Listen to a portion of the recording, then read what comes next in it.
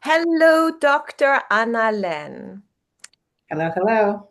I am so delighted to have you on my program, We Can Learn to Learn, which is a platform for parents and teachers and anybody who has anything to do with children to understand the many different pieces of the puzzle that go into students' abilities to access their learning.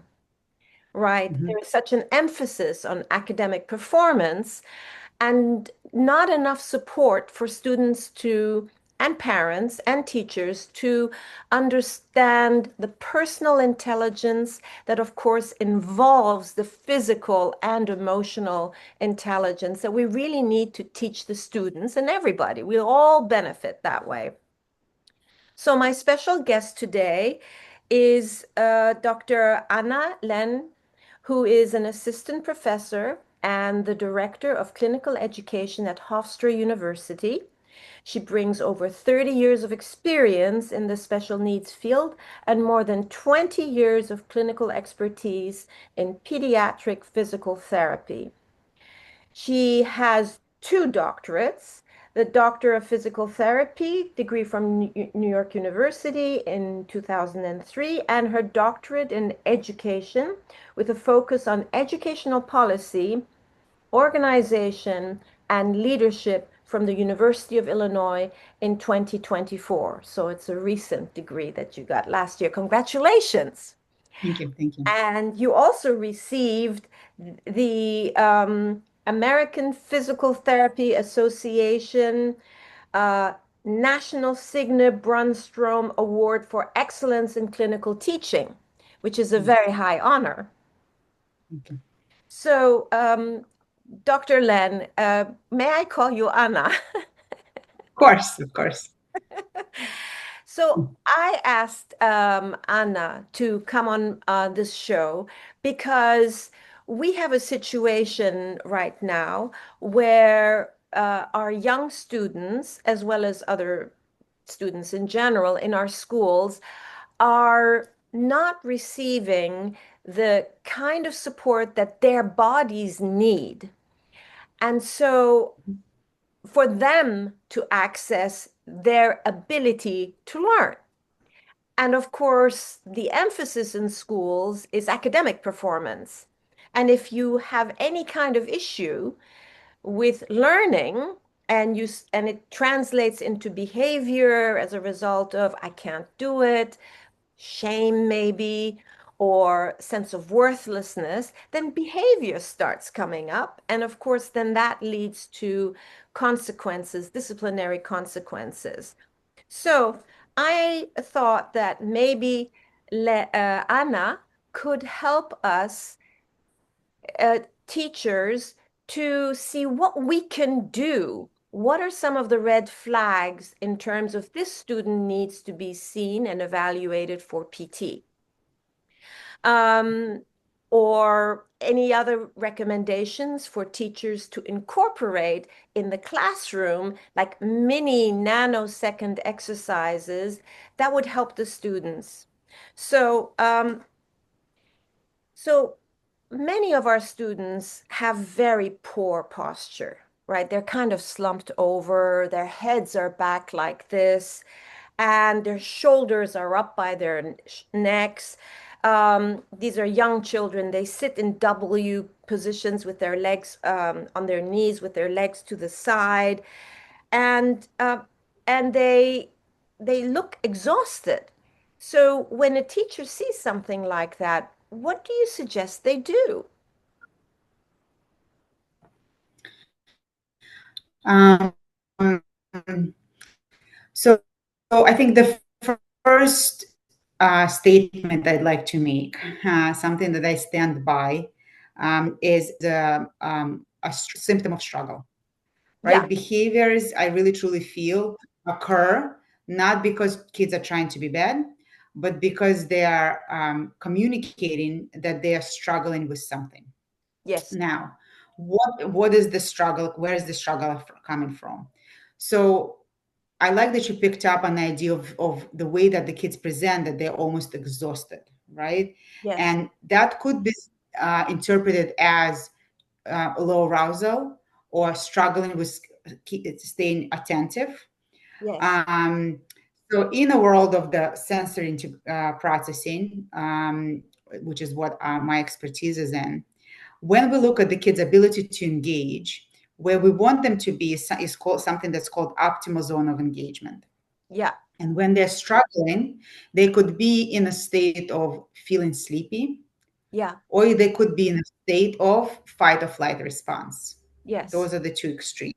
Yes. Neither one is conducive for learning. Correct. The kids that are in a fight or flight response and are overwhelmed with certain stimuli and we struggle with regulation, they'll usually present with certain defensive behaviors that most teachers will attend to, right? Because it's disruptive to the Yes. classroom learning. Yes. But you also have a group of kids who are internally feeling sleepy. Yes. And the way they may respond to that state of disorganization is by attempting to wake themselves up. And those are the kids that are kind of moving all over the place, constantly fidgeting. Or the kids that you're mentioning kind of present with this really poor posture and slumping and just looking completely exhausted and fatigued. Um, so if the issue, as we're evaluating or assessing or discussing it with the teachers, comes through as the sleepiness issue, where the child is struggling with um, the way they're regulating, then we need to address it by engaging them activity that will bring them back into that optimal zone. Yes. Right. So that's a group of children that may have regulation issues, and for them, movement usually is what is helpful. Now, movement may be different. For some kids that need to be woken up, it would be more fast-paced movement with the head moving through space, doing activities like animal walks. That would help them upregulate. Kids that are overwhelmed and are in that fight or flight response, for them, more of soothing movement with like deep pressure, like pushing into the wall, right, would be more of soothing activities that could help them regulate. In either way, the idea is that we need to get them to the center in order for them to even start attending before we even can start addressing the posture from the strength perspective. Okay. Okay, so the strength would be part two, right? Yes, there might be strength issues where we need to improve alignment through exercising. But before we even get there, a lot of the time we need to address the self-regulation component, whether they're in a classroom or in therapy session. Now, how do we assess that reactivity piece? There is a couple tools available for teachers. One is called the sensory profile. The other one is called sensory processing measure. Both are in the second edition at this point. The sensory processing measure is a wonderful tool for both preschool and school aged children because it has forms that collect data with the child's engagement across multiple environments. So we could actually have questions answered by art teacher, by gym teacher, by cafeteria staff, by the bus driver, plus the main teacher. And then concurrently, you can get information from the parent about what they're observing. And then you put all of that information together and you have a pretty comprehensive view of how is the child functioning across environments. And what you may see that in certain environments, like gym, they're engaged and active. Yeah. But as soon as they're in something that's static, where they're Yep. expected to sit, right? They're sliding off the chairs, Yes. right? Yes. Right. So what does that mean to us? I mean, when you do that type of assessment, it's a standardized non-performance based assessment. So we are comparing them to typical developing kids. So we'll know which areas specifically they're struggling in. But overall, when you start to see these discrepancies across environment, you start to realize, well, this child probably cannot handle sitting for this long. They really need movement. Yeah.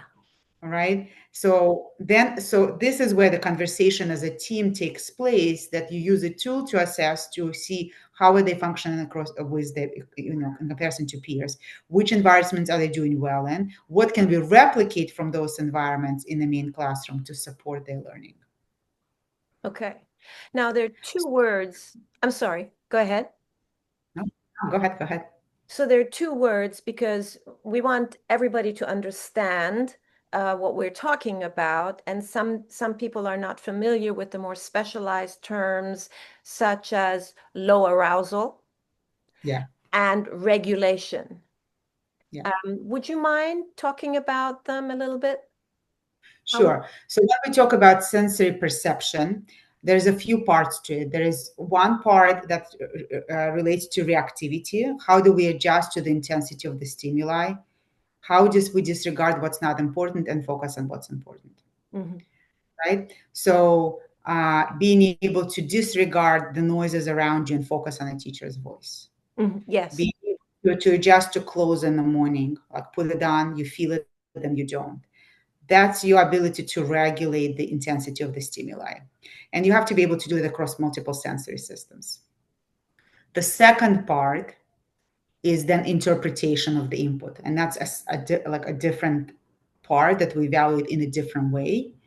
That helps us, kind of gives us information about, our body and the posture. It helps with the postural control. And then the last piece is then how do we plan out movements? And it's called praxis. Yeah, So when I talk about self-regulation, I'm talking about that first part where you have to adjust to the intensity of the stimuli, yeah, focus what's important, disregard what's not important. You have to be able to do that regulation. We also call it like physiological homeostasis. What does that mean? The baby in the first year of life has to be able to have proper sleep and wake cycles, yeah, right? Has to engage with the environment. yes, So in our kids who struggled with regulation during the time where we want them to be in that optimal zone of engagement, yes. they are going into that sleepy zone. They can't keep themselves alert and Oh, engaged and attentive. And then we'll need to use external, they can do it internal. So we need to use external strategies like movement yeah. to help them keep that attention. Um, yeah, so that's the regulation piece. Okay. And arousal is just a different word for having enough energy, right? Yes, Is exactly. it also responding to an irritant? Like, for example, I'm wearing a shirt and it's itchy, right? So, Yeah. is it the arousal, the degree to which I react to the itchiness of my shirt, and the regulation would be that I would take it off and wear a different shirt that doesn't itch so much. Would that? So I think I would probably make it more specific to the responsivity or reactivity is that response to the stimuli. Right, And you could be over responding or under responding to it. right. And the over responding and aren't responding sometimes may look like it's the input is too much. There is a concept that's called summation of input, where we stagger the input, and at some point we finally perceive it. Yeah, And for some people, the buckets are small, and for some people, these buckets that you fill up are taller, so they yeah, can handle more. yeah, Or there's also a concept of time. How much time does it take you to respond to the same amount of input? For some people, it's very quick, and for yeah. some people, it takes a long time. But that's arousal. Um, That part is the arousal part, right? that's the responsivity, but all of that ability allows us to maintain specific arousal level. And the arousal Um, is to have enough energy to attend to something, yeah, to yes, class, to teaching, et yeah. cetera, et cetera. Okay. Mhm, mhm. All right. Thank you so much. So then I have so many students that come to my mind. For example, um, one of the issues is language. So some of the students, I know that you have a specialty with children on the spectrum, specific, right? It's their sensory integration. Is that Yeah. right? And so some of them have no language that is to the level of comprehending what is asked of them. So even when we say push, first of all, they don't feel it in their body, and then they don't understand the word. What do you mean by push? And so what do we do in that case when there is a language delay And there are students who are, for example, what you just said, this one student was fine when there was a lot of running around in the gym, but when it was going back to class, it was very hard for him to stay awake, and he would basically be in his imagination. So, Yeah. yeah, So let's talk about the one that has a challenge with processing language. So so I'm going to keep going back to the three parts. So we have the ability to adjust to the intensity of the stimuli. So maybe some kids that get just overwhelmed with sound, or so their regulation of just inputs, maybe they're overwhelmed, yeah, which then prevents them with ability to actually focus on what they're being asked to engage them. right. That's one part. It's The called second, distraction. That's their distraction. yeah, so they can't disregard what's not important, focus on what's important. Right. Um, the second part to it is actually ability to the auditory perceptual ability, where you have to be able to actually interpret language. Yeah, Um, and it doesn't always mean that it's language from that way we include the executive functioning, the words, but even just differentiating between specific sounds, human voice versus not, right. right? That discrimination or perceptual ability is something that one needs to assess to see, are they actually able to interpret the information, both from the perceptual issue and then also then the executive functioning of, Right. as you mentioned, the concept of what does the word actually mean, Yes. right? So sound interpretation, and then what that word meaning behind that word is. And when we start talking about abstract concepts, especially that relate to verbs, Yes. you can't see run, like you can't see the certain like in out. You Yes. have to, right? So nouns you can point to. Everything else you almost have to be able to experience and be part of. So um, when I worked with speech therapists, really wonderful speech therapists who've realized and understood the fact that these abstract concepts really the children need to experience, they actually worked alongside us with in a gym. So when we're talking about up, they actually went up the slide. Hmm. Down, we actually went down. In, they actually went into the tunnel. Out, right? So to try to make these words, these sounds more concrete with the actions that they were performing.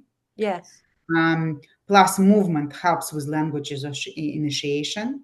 Yes. So they were kind of able to get the benefit of utilizing the environment that they had with movement Yes. to help with the comprehension of the word, meaning Yes. behind the word, and then also organizing the child to be able to attend to the work that they were doing. Yes. But we have situations where there is no slide. We're not in a gym and we're in the classroom. And I find that saying push, the word, and even demonstrating push, some of my students, they don't know what it feels like to push. So in Yeah. that case, is physical prompting, like taking their hands and the prop, let's say a chair, and pushing, would Mhm. that be one way to help them understand what it feels like, or would that be too intrusive? No, so I think you would, no, I don't think it would be intrusive. I think that's fine. But um, what you also speaking on is called body schema of knowing how do I move my body to create Yes, an action. exactly. And that's that third piece. Uh-huh. Okay. So we Right. went from being able to adjust to the intensity of the stimuli, interpreting what do they mean for my postural control, and Yes. then actually planning out my body movements. Right. Now, when you are demonstrating, whether it's through instruction or physical cues, um, there is you do start to lose a little bit of the child's ability to sequence themselves, Yes. right? Now, if you could certainly start there, but next time for them to be able to demonstrate the same action, the plan has to be theirs, right? Um, so there is a specific techniques and what we use in order to figure out why is it that they're not planning out their movements. We do an assessment to see which systems are not giving them information.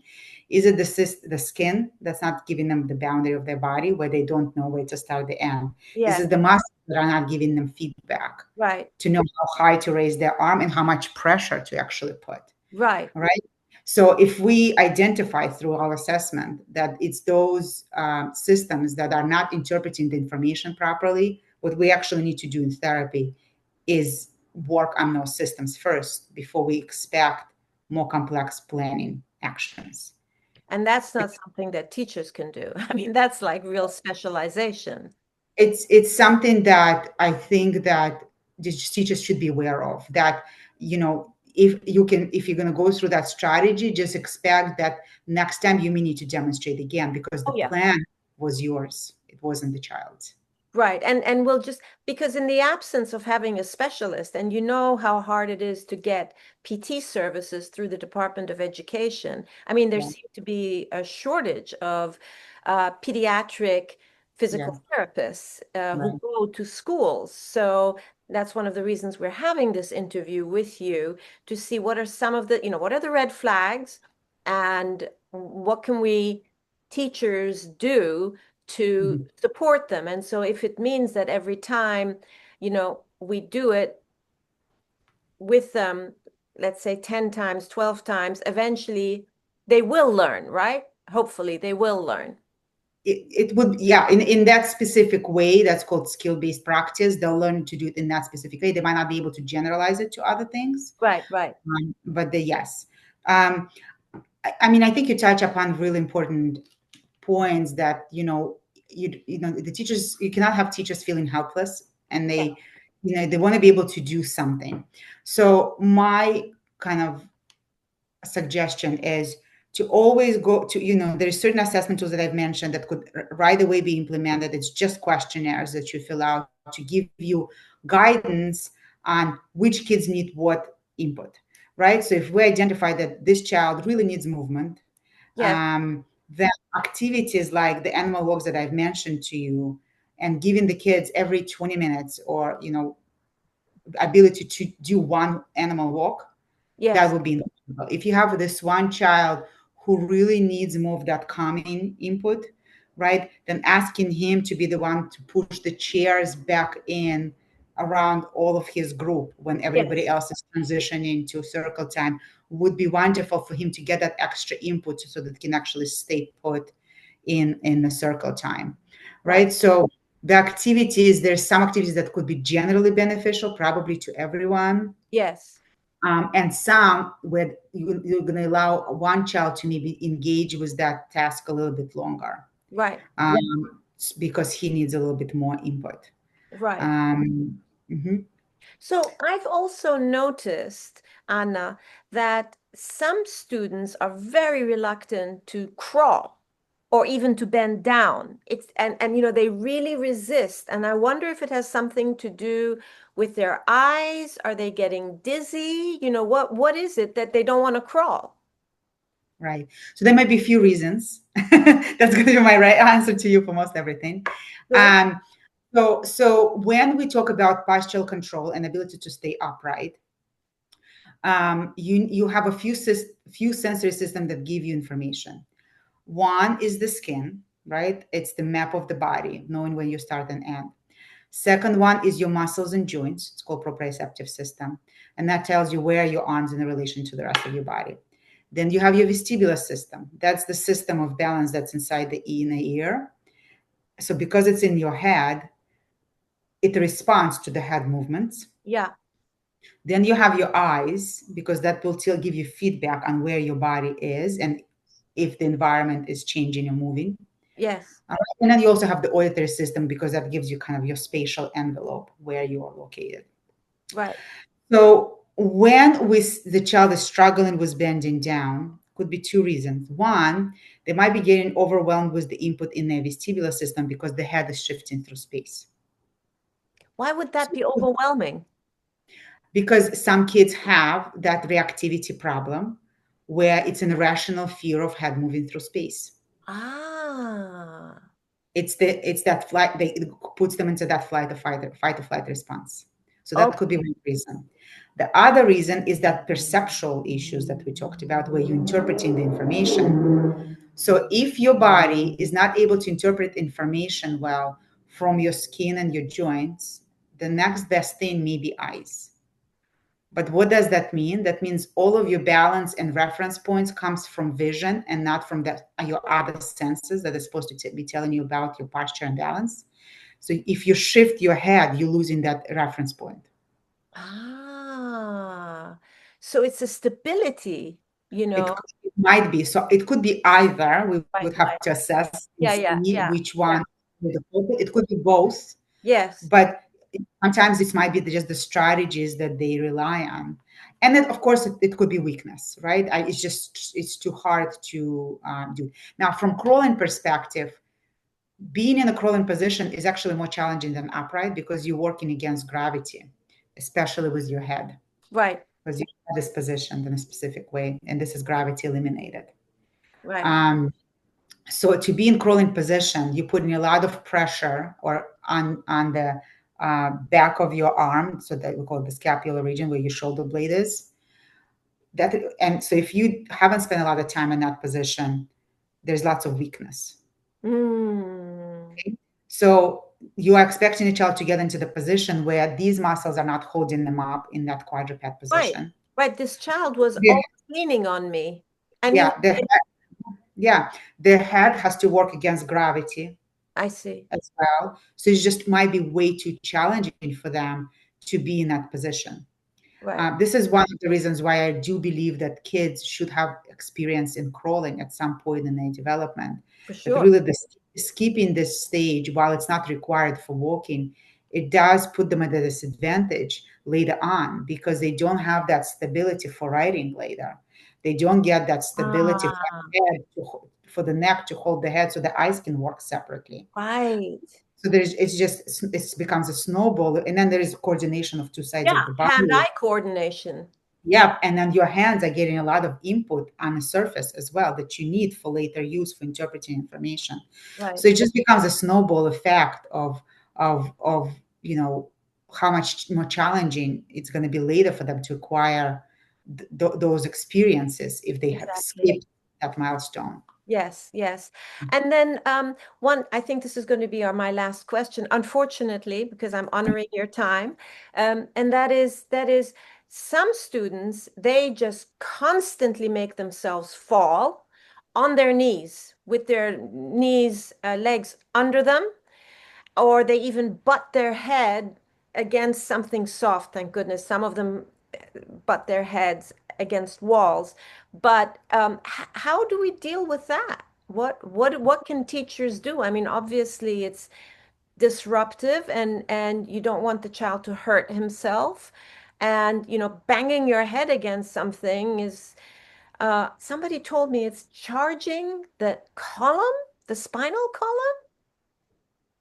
Okay. What does Um, so, so there, from my perspective and my lens, again, few reasons why. If we talk about that self-regulation and reactivity, if the child is overwhelmed with an input that's that they can't control, this might be a way to get themselves away from something else, right? So if there's a tactile input that's overwhelming, they may be using this um, deep pressure input to help soothe. So that could be a the, reason. the So that impact, the impact on the floor? yeah, it's with they're tapping into proprioceptive system, which is more is we call it a natural modulator. So it allows the child kids to regulate. So if the reason is they're overwhelmed by something else, whether it's auditory or tactile, and they have going into fight or flight, this might be their way. That's one. Mhm. Other reason, second reason, if they can't interpret information, we're going to that second part.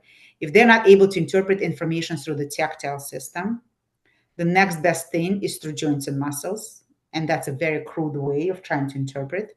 So they may be using harder force. This Mm, is when they might be breaking toys, crashing into things to try and kind of figure out what these objects are or what are they walking on. And then the last one is, well, planning out their movements may be impacted. So it's just not an efficient way of getting down to the floor.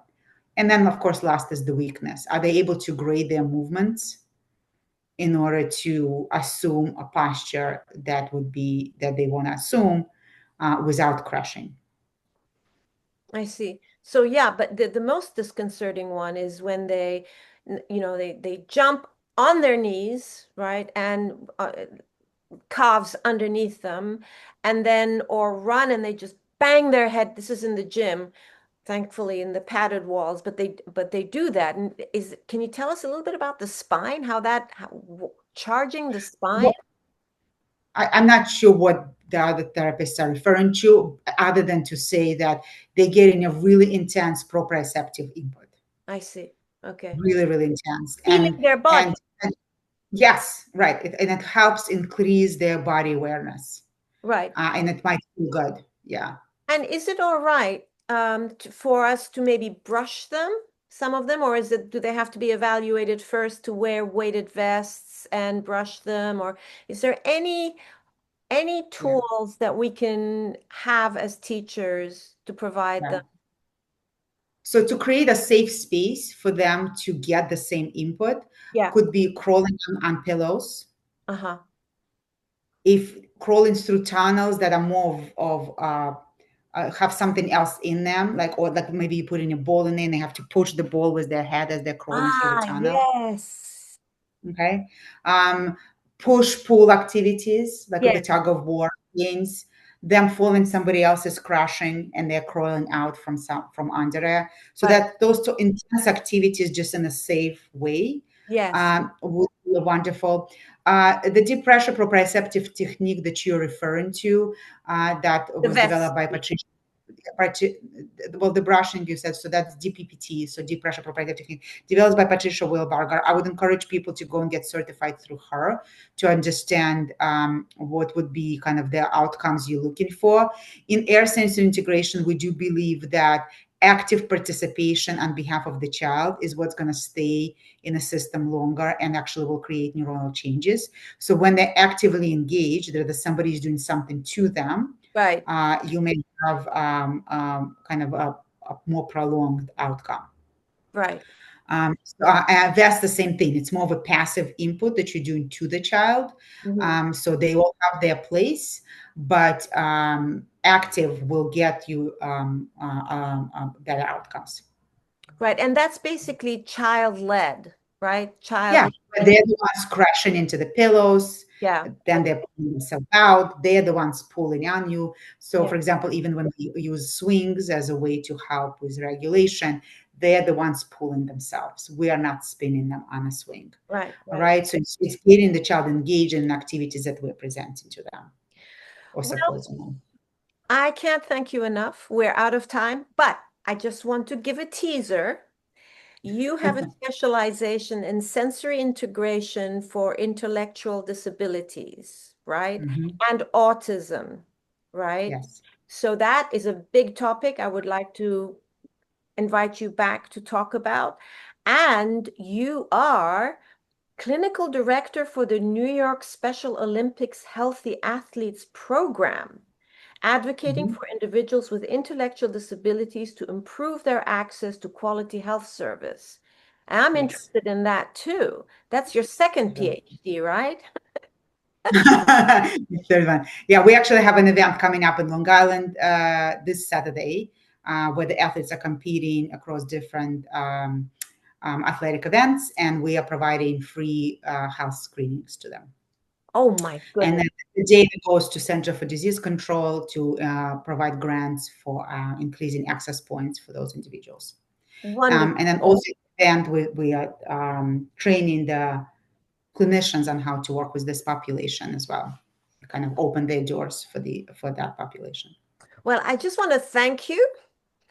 Um, so wonderful. I feel very fortunate that you came and provided us with this information and that you're coming back.